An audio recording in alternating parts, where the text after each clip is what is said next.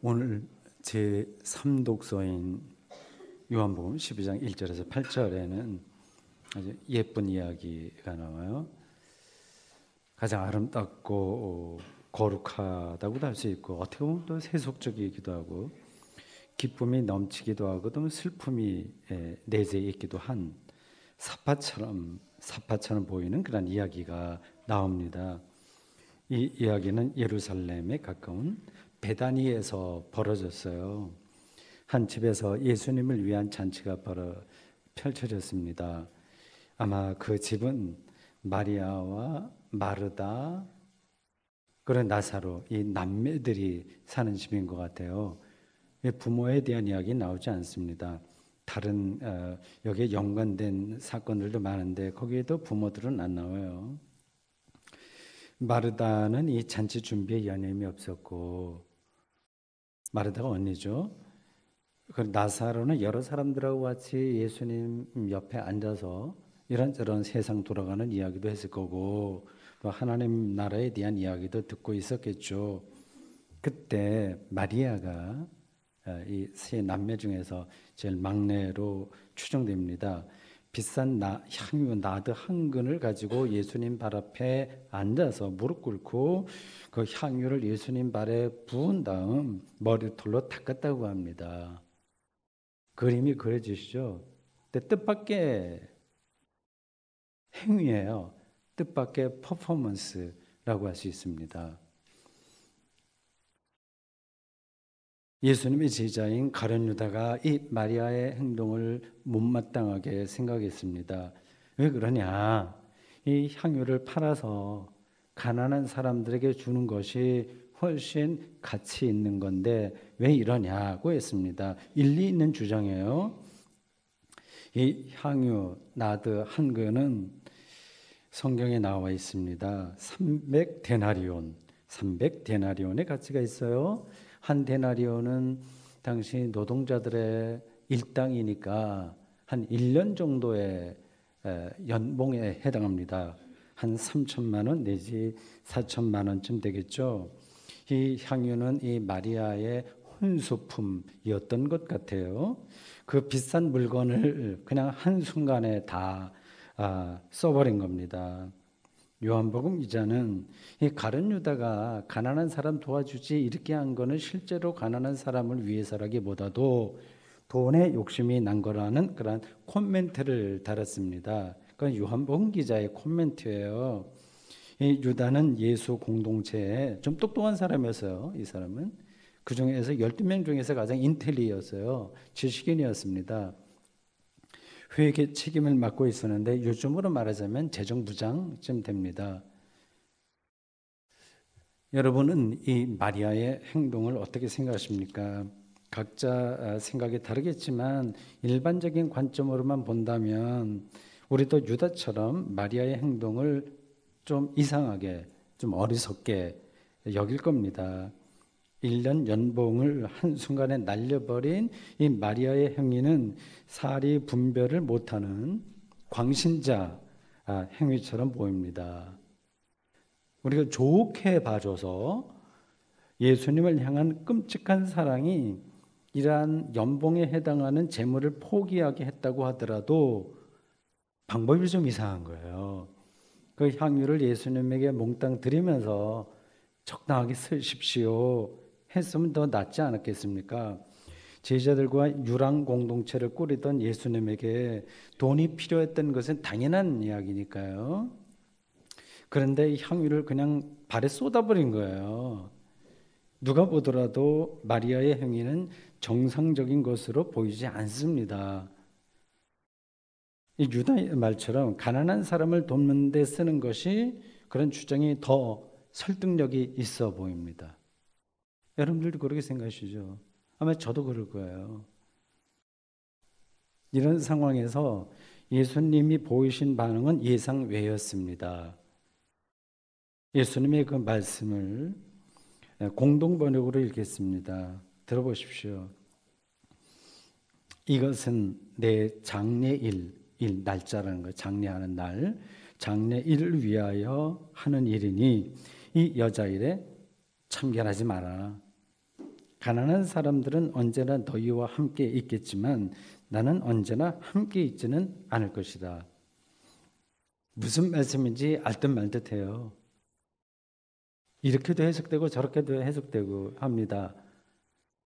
선문답 아시죠? 선문답처럼 들려요. 평소 예수님의 생각과 행동의 근거에서 본다면 마리아를 좀 꾸중하는 게 옳아 보입니다. 왜 그러냐? 네 마음은 알겠는데 이거 왜 이렇게 하냐 하는 게 옳아 보입니다. 그런데 예수님은 오히려 유다에게 마리아를 가만두라.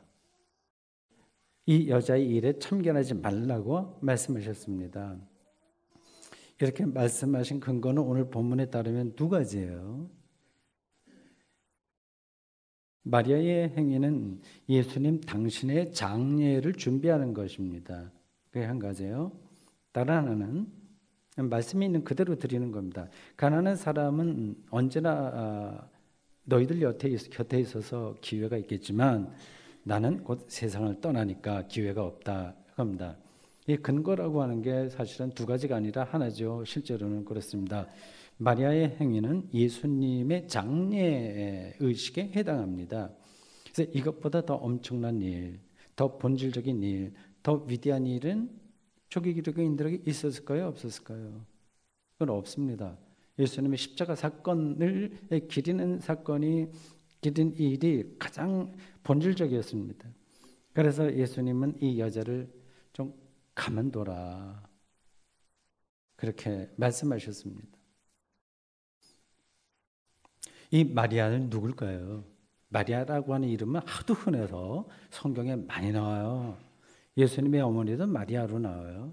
지금 그 성경으로 유럽 서양 사람들은 이름을 많이 따는데 메리라고 하는 게 마리아에서 온 이름이에요. 메리 여왕도 있고 막 그러지 않습니까? 본문에서는 이 마리아를 마르다 그리고 나사로와 남매지간으로 설명합니다.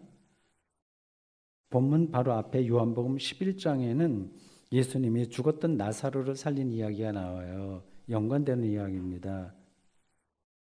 누가복음 10장 38절에서 42절에는 그 유명한 마르다와 마리아 이야기가 나와요. 마리아와 마르다.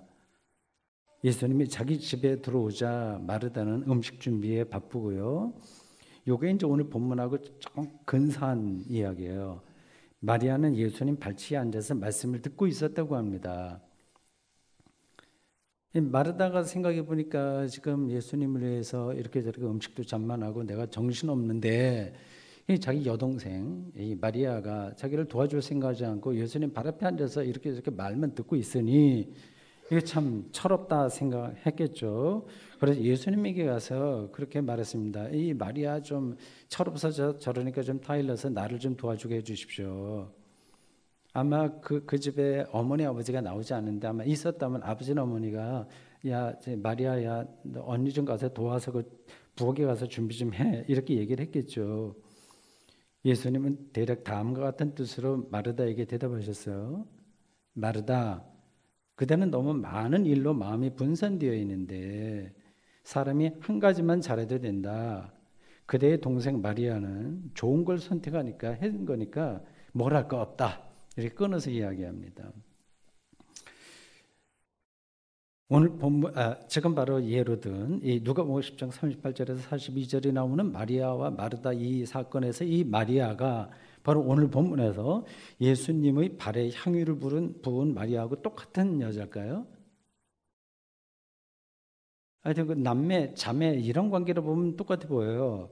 그렇다면 이 마리아가 한 번은 예수님 앞에서 말씀만 듣고 있었고 다른 한 번은 오늘 본문이 말하는 것처럼 향유를 붓는 일을 한 것일까요? 아니면 같은 사건인데 누가복음과 요한이 좀 다르게 전하고 있는 것은 아닐까요? 어떤 걸까요? 그건 더 연구가 돼야 됩니다. 예수님에게 향유를 부은 여자 이야기는 오늘 본문의 병행구인 마태복음 26장 6절에서 13절 그리고 마가복음 14장 4장 3절에서 9절만이 아니라 누가복음 7장 36절 이하에도 나옵니다. 근데 이거는 병행구로 표현이 안 되어 있어요. 여러분들 가지고 있는 성경을 보시면 알 겁니다. 그 같이 향유를 부은 여자에 대한 이야기인데 이 마르다와 마리아 이 사건하고는 조금 별개로 이 누가복음이 다루고 있습니다. 누가복음 설명에 따르면 제가 아마 교회 나온 지 얼마 안 되신 분들은 이 이야기가 뭔지 복잡할 겁니다. 교회 다니신 분들은 이 사건이 딱 흩어져 있는데 연결이 되실 거예요. 잘 들어보십시오. 누가복음에 따르면 이 죄 지은 한 여자가 예수님 발 앞에 옵니다. 근데 이름이 나오지 않아요. 그냥 죄 많은 여자가 바리새인 집에서 식사를 하고 있던 예수님에게 와서 울면서 예수님 발에 입을 맞추고 향유를 부었습니다. 아주 극진한 예의를 갖춘 겁니다.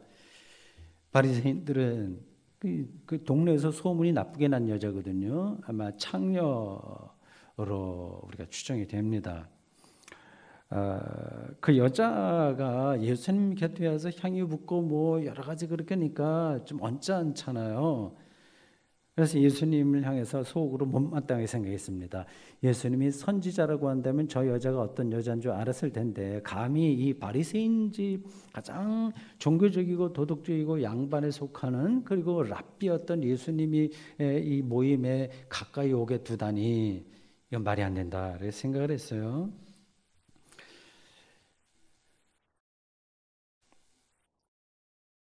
예수님은 이 바리새인들에게 따끔하게 일침을 놓습니다. 이 여자가 바로 이 죄 많은 여자, 너희들이 보는 이 여자야말로 사랑이 많은 여자다. 이렇게 말씀하시고 이어서 이 여자에게 누가복음 7장 50절에 네 믿음이 너를 구원하였으니 평안히 가라. 이렇게 말씀하셨습니다. 이 복음서에 따라서 마태, 마가, 누가, 요한 다 나와요. 향유의 사건은 다 나옵니다. 약간씩 사실관계의 차이가 있긴 하지만 한 여자가 예수님에게 고가의 향유를 부었다고 하는 사실, 그리고 이것으로 인해서 논란이 벌어졌으며 이 논란을 예수님이 이런 지하에 물리쳤다고 하는 사실만은 분명합니다. 예수님이 이렇게 단호하게 말씀하신 이유는 우리가 볼 때는 상식적으로 조금 이상한 행동을 한 여자인 분명한데 이 향유 사건이 바로 기독교 신앙의 본질에 해당되기 때문입니다.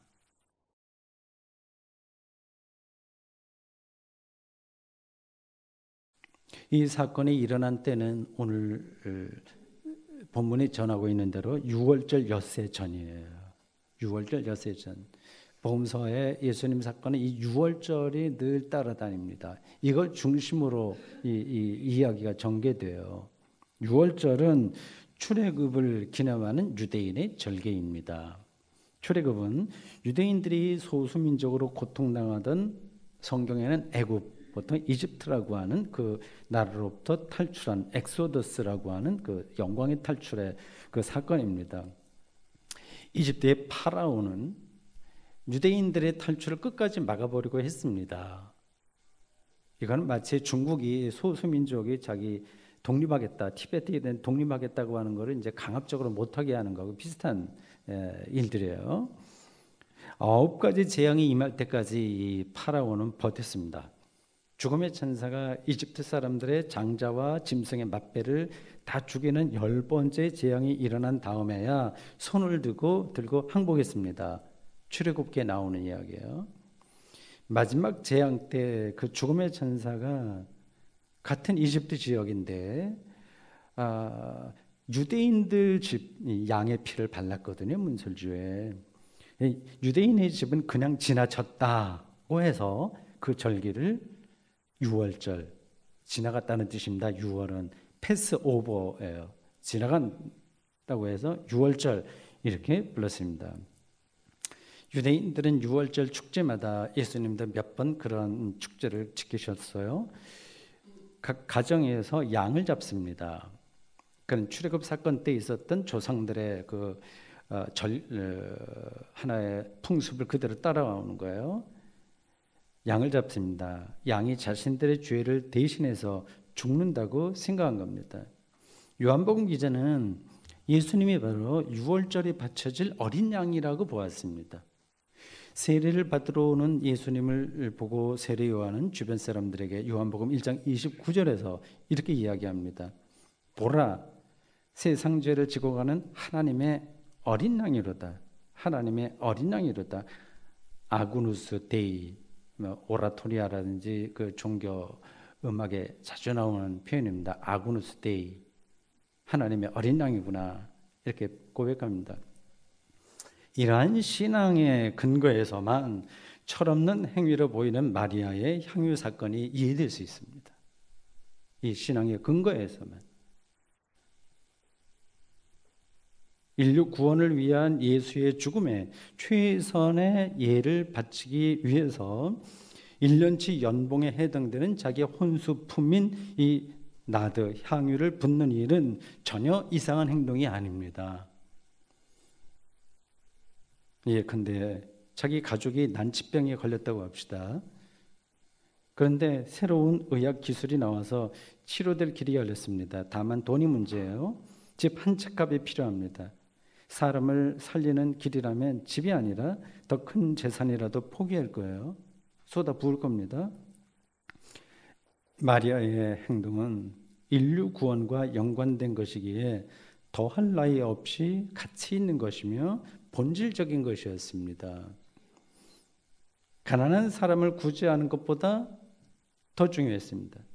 간혹 교회의 존재 이유를 구제라고 주장하는 사람들이 있습니다.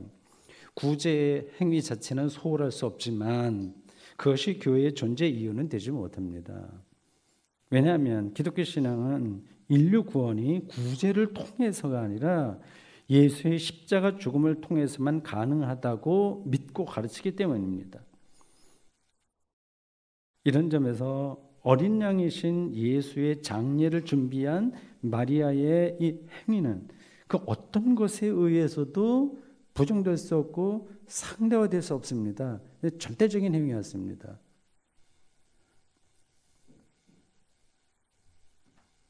예수님이 유월절 어린 양이라고 하는 사실은 두 가지 의미가 있습니다. 하나는 사람이 죄로 인해서 파멸당할 수밖에 없는 운명에 처해 있다는 엄중한 사실입니다.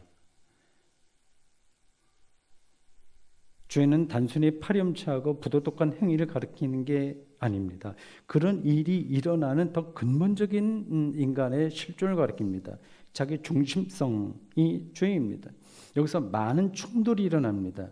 자기를 중심으로 판단하다 보면 이걸 우리가 벗어나기가 힘든데 파괴적인 행동을 할 수밖에 없습니다. 더 나아가서 세상에서 자기를 성취해도 사람은 만족하지 못합니다. 그래서 그런 일에 더 매달립니다.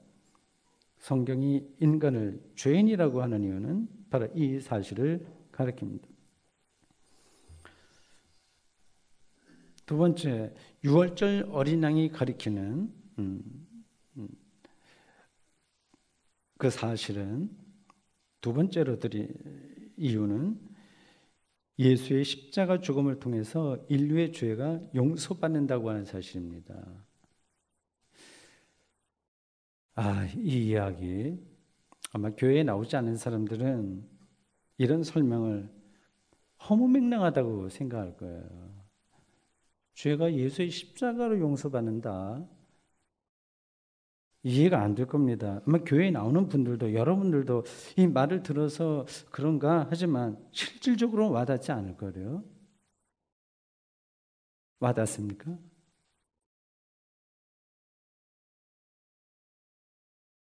그래서 이런 것들을 관념적인 기독교 교리로 치부해 버립니다.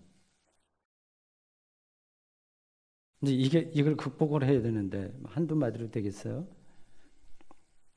이 문제는 제가 설교할 때마다 반복해서 설명한 것이기 때문에 설교의 핵심 바로 이거예요. 캐리그마인 예수 그리스도를 통한 인간의 죄 용서인데 거듭거듭해서 설명할 것이기 때문에 오늘 저는 이 문제는 더 이상 말씀드리지 않겠습니다. 대신 마리아의 향유 사건이 오늘 우리에게 실제로 무엇을 가리키는지를, 예수의 장례, 십자가 죽음에 대한 장례를 준비한다고 하는 게 무엇을 가리키는지를 설명하겠습니다. 이런 설명이 간접적으로 예수를 통한 죄의 용서가 무엇인지를 알게 해줄 것으로 기대합니다.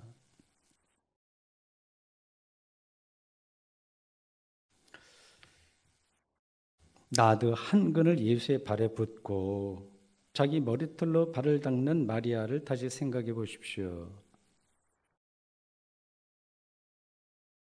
저도 이제 그런 사람이 되고 싶어서 드리는 거예요. 다른 사람들의 눈에 그것은 분명히 낭비로 비쳤을 겁니다. 합리성과 실용성을 최대 가치로 여기는 현대인들에게는 말도 되지 않는 행동이었습니다. 현대인들은 낭비를 딱 질색합니다. 초놈을 아껴서 합니다. 일찍 일어나서 늦게 잡니다. 요즘 젊은이들이 취업이 힘들다고 하는데 노력해서 취업했다고 하더라도 견뎌내기가 보통 일이 아닙니다.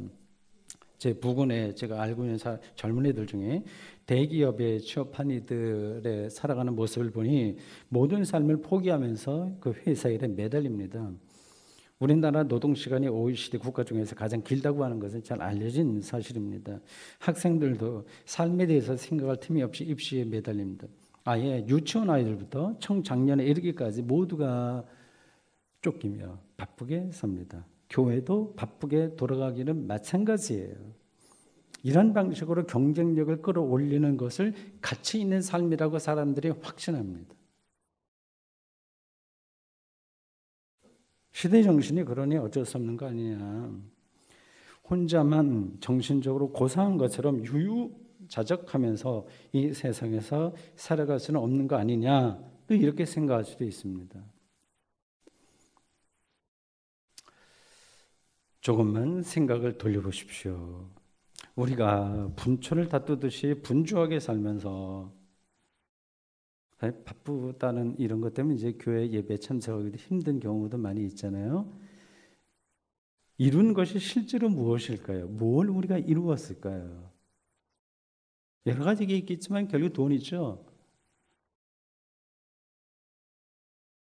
열심히 노력한 사람은 시간을 투자해서 그만한 보상을 받습니다. 물론 잘 안 될 때도 있긴 있지만 일반적으로 보면 노력한 것만큼 보상에 따릅니다. 그 돈이 이게 돈은 여러 가지가 포함된 의미인데 우리의 삶을 자기 성취인데 우리의 삶을 얼마나 풍요롭게 해줄는지를 그리고 했는지를 생각해 보십시오. 흔한 말로 죽을 때는 돈을 싸들고 가지 못합니다. 자식에게 물려줄 수 있기도 하고 자산단체나 교육단체에 기증할 수도 있습니다. 근데 어떤 경우든지 자기의 삶을 몽땅 쏟을 만한 가치가 돈에 없다고 하는 것은 분명합니다. 살아갈수록 여러분들이 더 절실하게 느끼실 거예요. 만약 자기 집을 장만하지 않는다는 생각만 하더라도 우리가 이렇게 바둥거리면서 살지는 않을 겁니다. 저는 이런 설교를 할 때마다 저 정 목사가 세상에서 살아보지 못했기 때문에 세상이 얼마나 각박한지 물정을 모르고 저런 말을 하는 거 아니냐 이런 말을 들을까 한편으로는 좀 염려스럽기도 합니다. 그래도 어쩔 수 없습니다. 돈으로 우리의 생명이 풍요로워지지 않는다고 하는 사실이 너무나 명백하기 때문에 동의가 되든 되지 않든 제가 말씀을 드릴 수밖에 없습니다. 교회가 크다고 해서 신자들이 영적으로 행복하거나 건강한 게 아니라고 하는 사실에서도 이를 확인할 수 있습니다. 마리아의 이 행위는 단순한 낭비가 아니라 거룩한 낭비입니다. 이런 낭비는 많을수록 좋습니다. 우리는 못하지요. 거룩한 낭비는 생명을 얻는 사건이기 때문입니다. 그러한 거룩한 낭비가 일어나는 시간은 거룩한 두려움을 경험하는 순간입니다. 여러분 자신의 삶을 돌아보십시오.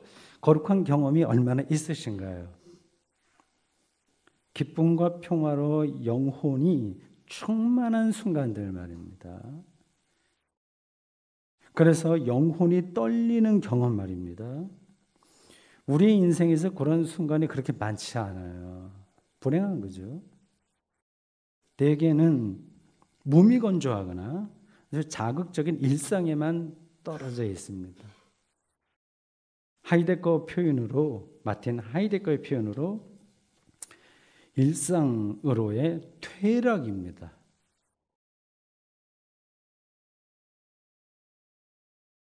사람은 이러한 상태에서는 결코 영적인 만족을 얻지 못합니다. 아무리 좋은 일상이 있다고 하더라도 마찬가지예요.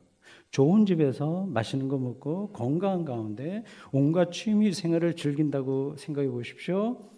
그게 다 생각하는 행복한 조건들이잖아요. 결국 그 모든 것들은 지루해집니다. 저는 3년 전에 전원주택으로 이사를 했습니다. 생활 조건이 쾌적합니다. 그러나 내 영혼이 새로운 시각을 유지하지 않으면 그런 조건들이 더 이상 매력적인 게 될 수가 없습니다.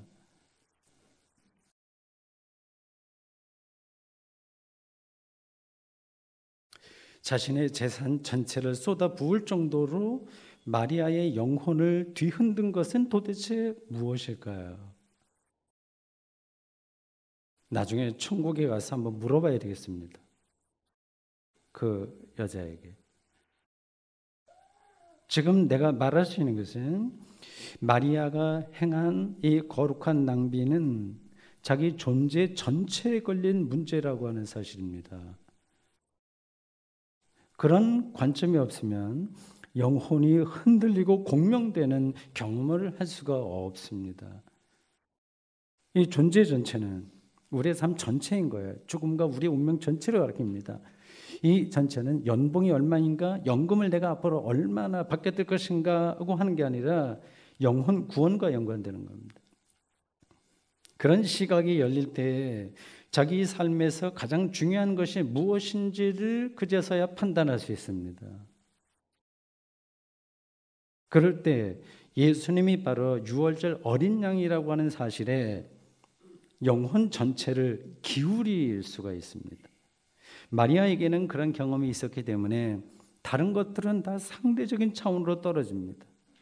그런 경험을 한 거예요.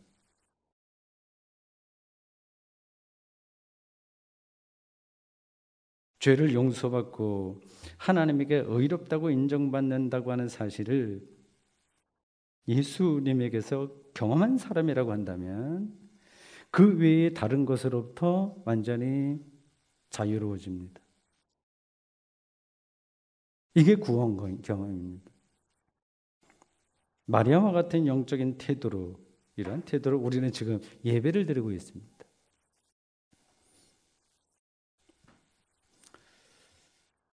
그런데 마리아의 영적인 태도가 우리가 따라가고 싶은 건데 그렇게 낭만적인 것만은 아닙니다. 주변에서 비판을 많이 받을 수밖에 없습니다. 주변만이 아니라 내 속의 욕구로부터도 비판받을 수 있습니다.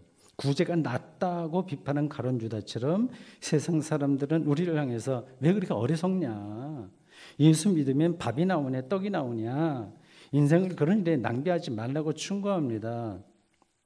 예배드리는 시간에 차라리 땅을 파라고 그렇게 주장합니다. 교양 있는 사람들은 조금 다르게 표현하죠. 하나님을 믿는 것보다 사회 봉사에 힘을 쏟는 게 옳다고 말이죠. 기독교인으로 사는 것보다 휴머니스트로 사는 게 더 가치 있다고 주장합니다.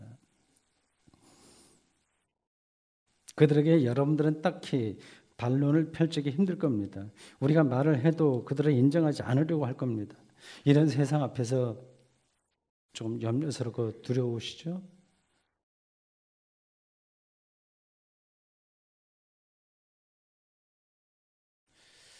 여러분들에게 다시 말씀드립니다. 저와 같이 신앙적인 동지라는 생각으로 위로의 말씀을 드립니다. 격려의 말씀을 드리는 겁니다. 마리아를 가만두라고 하는 예수님의 말씀이 우리를 위로하고 우리에게 용기를 줍니다.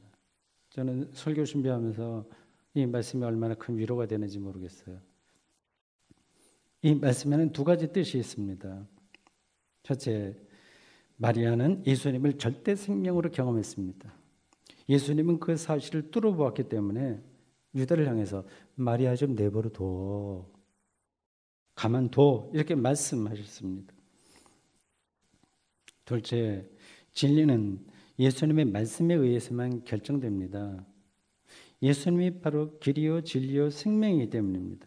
그러니까 가만두라고 하는 이 말씀은 동생 마리아를 자기를 돕게 해달라는 마르다에게 네 동생 마리아는 좋은 걸 택했으니 빼앗기지 않을 것이라고 하는 예수님의 말씀과 동일 차원입니다. 그렇습니다. 예수님에게 영적으로 몰입하는 우리의 선택은 예수님에 의해서 보장받았으니 굳이 그럴듯해 보이지만 생명을 주지 못하는 세상으로부터 인정받아야 된다고 하는 그 생각 혹은 강박관에서 자유로워져도 됩니다. 걱정하지 말고 예수님의 말씀에 굳게 서서 가던 길을 계속하십시오. 아멘. 주님, 오늘 저희들 2000년 전 이 마리아 마르다 나사로 집에 있었던 집에서 일어났던 한 가지 이야기를 요한복음이 전해준 그 내용에 따라서 들었습니다.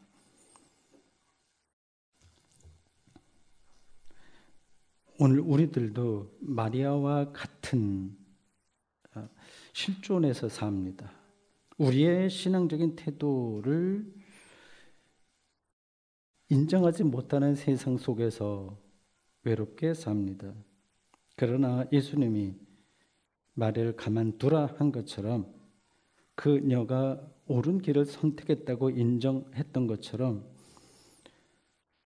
우리 삶의 선택이, 우리의 신앙이 예수님에 의해서 보장받았음을 믿고 감사드리며 찬양합니다. 예수님의 이름으로 기도합니다. 아멘.